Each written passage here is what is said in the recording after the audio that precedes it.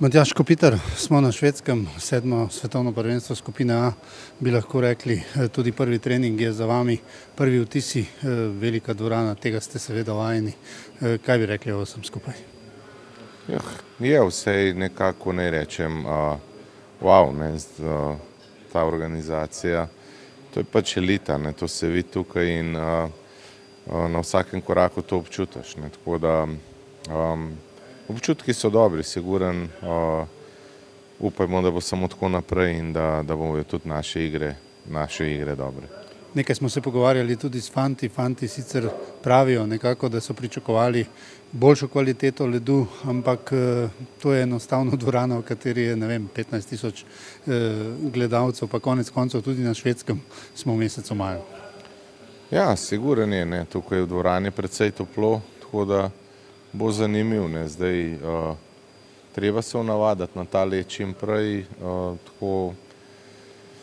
tako da nam ne bo povzročal prevelikih preglavic to, ampak tako sem že večkrat povedal, za vse je enak in treba biti zbran, odločen in potem bo lažje.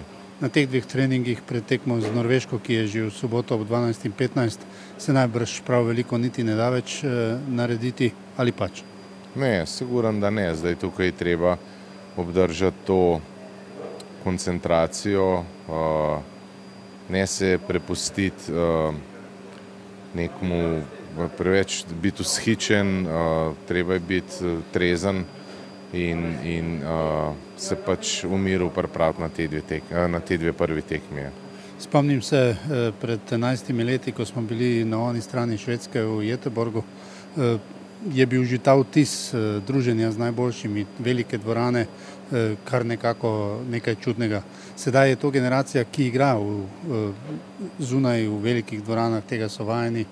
Te težave naj ta reprezentanca ne bi več imela. Ja, upajmo, da ne. Je pa vedno te to nekaj ponese, zdaj nasprotniki tukaj so vsi res renomirani, tako da, kot sem že rekel, treba je ostati v svojih teh gabaritih, delati tisto, kar smo pač sposoben in zmožen in potem bomo videli. Danes smo videli vaš trening Norvežanov, pa kar jih imajo za ta namen, video coachov, vsi na tribunah, ves čas so si nekaj popisovali. Se je dalo kaj skriti, ste želeli kaj skriti? Jaz mislim, da smo mi tako nepredvidljivi, da oni lahko pišejo 3 dni pa navda nič vedeli, tako da to majhno heco, ampak mislim, da niso kaj dosti vedeli. Matjaž, kakšen bo ta zadnji dan, ki vas čaka? Brata Rodman bosta prišla precej pozno, dobesedno na led za tekmo.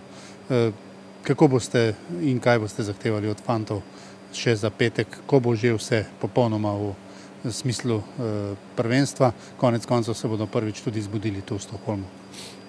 Ja, v bistvu bomo trenirali dopoldne, tako kot imamo v planu, potem pa fantje sami vejo, kaj jim pred tekmo najbolj paše, vsak se bo optimalno pripravil po svoje, seveda sestanek pred tako velikim dogodkom, nič posebnega, iz enega razloga, da pač ne bo to povečevanje te nervoze, ampak vse tisto, kar smo počeli do zdaj, bomo tudi jutri, tako da čisto normalen dan. Matjaž, enkrat letos v Skandinaviji že izjemno uspešni, ampak minulo delo žal v tem vrhunskem športu prav veliko ne velja. Švedska je tudi za vas, za vašo družino nekaj posebnega. Je Švedska velik izziv tudi za vas osebno?